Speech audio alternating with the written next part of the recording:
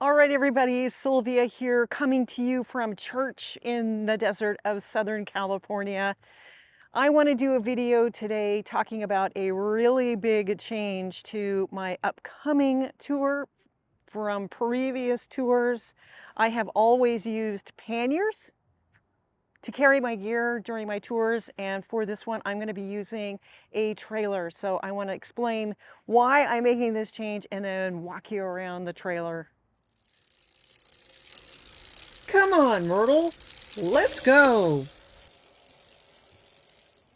All right, so I have been touring pretty much all over the world since 2007, and through all of these tours I've been using panniers, mostly the Ortlieb recumbent panniers. They're huge. And then on the rear rack I've been using a waterproof Thule duffel bag. A very big difference for this upcoming tour starting in March from previous tours is I'm going to be using the Shimano Steps E8000 electric assist system. I'm going to be carrying 4 batteries and 2 chargers. I really want to set myself up for more freedom so I don't have to worry about charging up the batteries every night. And with the electric assist, of course, you have to be able to charge up your batteries. There's electricity everywhere. Finding electricity is really easy. The real issue is how long it takes to charge up the batteries. I'm using 514 watt-hour batteries, and it takes about 4 to 5 hours to charge up these batteries. And so even though I am expecting to find electricity all along my route every single day, I don't really want to spend 4 to 5 hours sitting outside a Starbucks or a McDonald's waiting for my batteries to charge. Ideally, I want to be able to charge up my batteries when I get to my destination at the end of the day, so I can plug in my batteries and then do other things while they are charging up. Another very big difference for this tour in the United States from tours I've done outside of the United States is out of the US, finding affordable accommodation is really pretty easy. Even in Europe, France, Spain, Portugal, Italy, I was able to find accommodation, hotel rooms for $25, $30 a night. And in the US, that is impossible. I have to expect that hotel rooms are going to cost $100, maybe even $150 a night. So this is a real budget buster. I cannot afford to spend every night in a hotel, and I am planning to camp a lot. I'm expecting that most of the campgrounds that I stay at are going to have electricity, but I also know that there's going to be campgrounds that are primitive and there's not going to be any electricity. And so I am setting myself up to have the freedom to not need to charge up every night. There's also other reasons to have 4 batteries. It's just going to give me more freedom to use more power.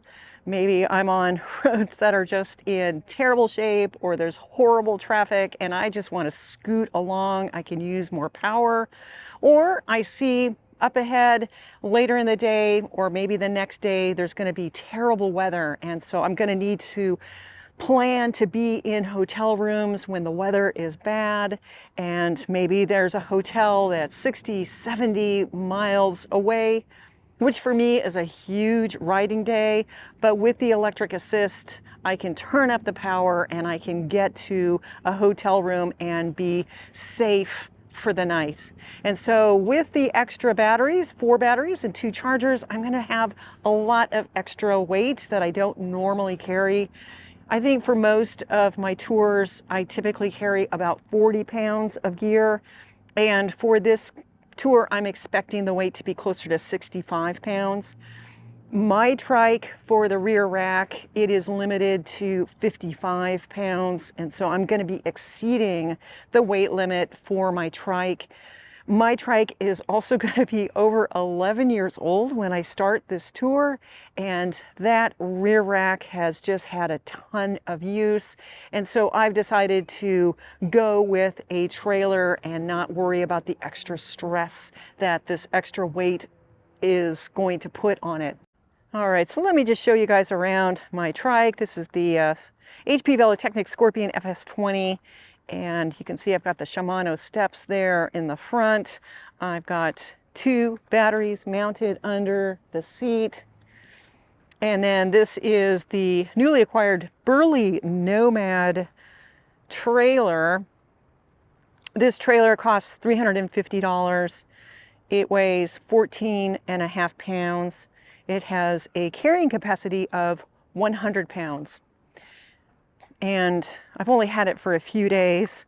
It comes with everything, including this bar, which is much longer. And I don't know if you can tell, it's kind of hard to do this one-handed, but this bar has a bend in it. And originally, I had it attached to the trailer and the rear axle on the left side of the rear wheel. I have the roll-off speed hub, and it has a cable box, and that cable box sticks out from the frame, and so I wasn't able to get the hitch mount flush to the frame without putting spacers in. And then with that bar, with that big bend in it, it put the trailer much closer to the ground. There was only like 3 inches of clearance. And so what I did is I switched the mount to the right side.